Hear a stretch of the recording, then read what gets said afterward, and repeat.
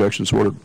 Mr. President, I rise to offer my thoughts and prayers to the people and communities throughout the Midwest who were hurt by last week's massive floods.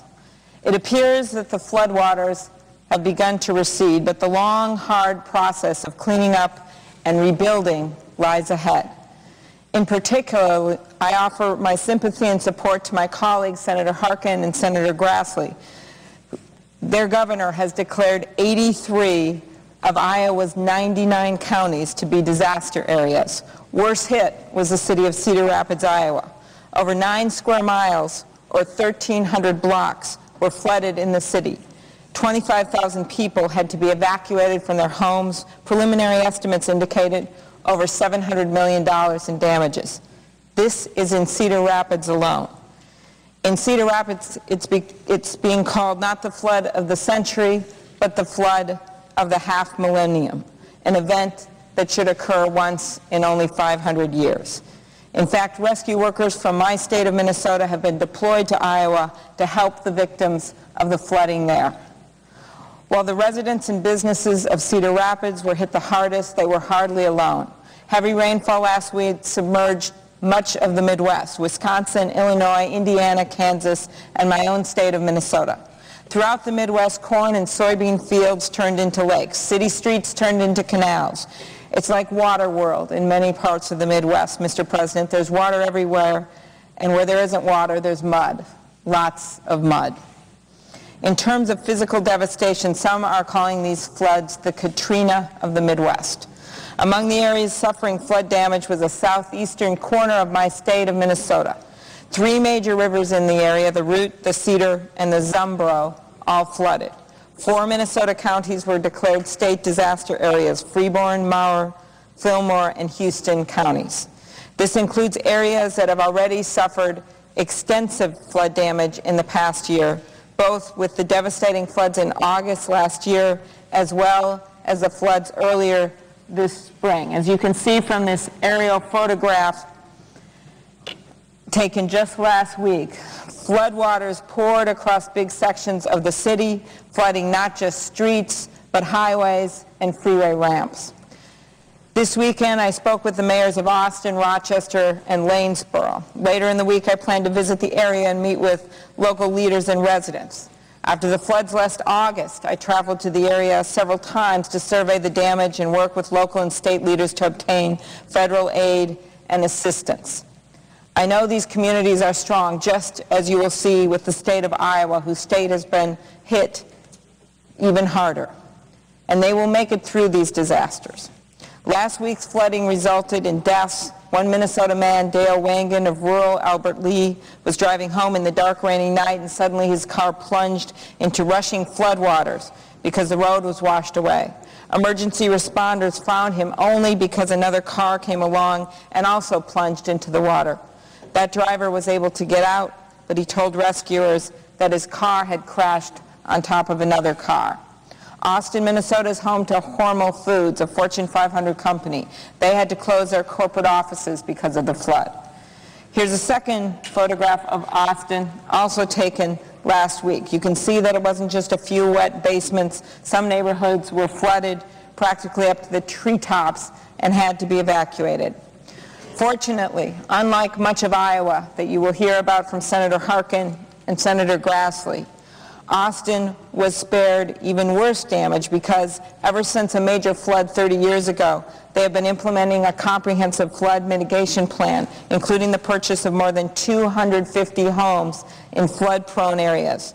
Nonetheless, the 3 worst floods in Austin's history have all occurred since the year 2000, with the worst in 2004. As one resident of Austin put it, it seems like we're getting a 100-year flood every 3 or 4 years. While the most attention is given to cities and towns damaged by the floods, the countryside has not been spared either. Houston County, at the far southeastern tip of Minnesota, is a rural area with a total population of just 20,000. Preliminary estimates indicate that Houston County alone has suffered up to $7 million in infrastructure damage and $15 million in crop damage. Heavy spring rains had already delayed the planting of crops throughout the Midwest. Now there are acres and acres of young corn and soybean plants that are underwater. The work that Senator Harkin has done as chair of the Agriculture Committee in making sure that we get permanent disaster relief is just an example. These floods that you see are an example of why that was so important in this bill. We will not know the full extent of the damage until the harvest this fall, but the end result could be billions of dollars in crop losses. At a time like this, local communities should not be expected to fend for themselves. The federal government has an essential role to support communities as they recover and build. In these circumstances, the Federal Emergency Management Agency, FEMA, must be a lifeline to help these communities both survive and come back. FEMA is the primary coordinator of all federal responses to this national tragedy, from first making sure that people are safe and secure, to then making sure that those people are made whole again, to finally making sure that their infrastructure is rebuilt and made stronger so that such disasters do not happen again. We saw this in our flooding last summer in southeastern Minnesota, where whole communities were washed out. And we went through those 3 steps so that those communities are now beginning to thrive again. The Small Business Administration plays a key role in recovery activities, and while we didn't need it, the floods provide justification, as I said, for the first ever permanent program of disaster assistance under the Farm Bill. In my state of Minnesota, it has been a tough 2 years when it comes to disasters. Last spring, we had the Ham Lake fire that burned 76,000 acres in northern Minnesota. On August 1st, we had the collapse of the Interstate 35W bridge in the heart of our Twin Cities metropolitan area, killing 13 people and injuring over 100. Later in August of this last year, we had the devastating floods in southeastern Minnesota that cost 6 lives and caused tens of millions of dollars in damage. Less than a month ago, on the Sunday evening before Memorial Day, the small community of Hugo was devastated by a fierce tornado, killing a 2-year-old boy and seriously injuring his sister. 50 homes were completely destroyed.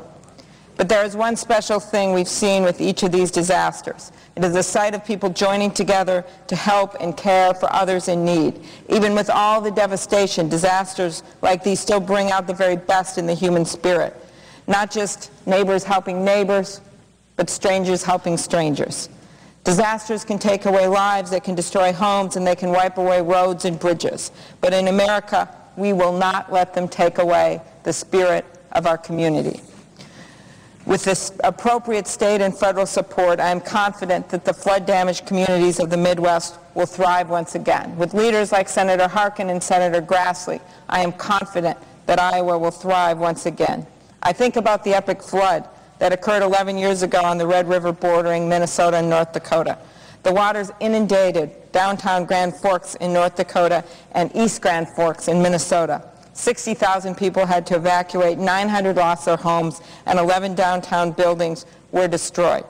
But with the hard work of Senators Dorgan and Conrad and officials throughout North Dakota and Minnesota, it is amazing to visit these communities today and see how they have rebuilt and moved forward.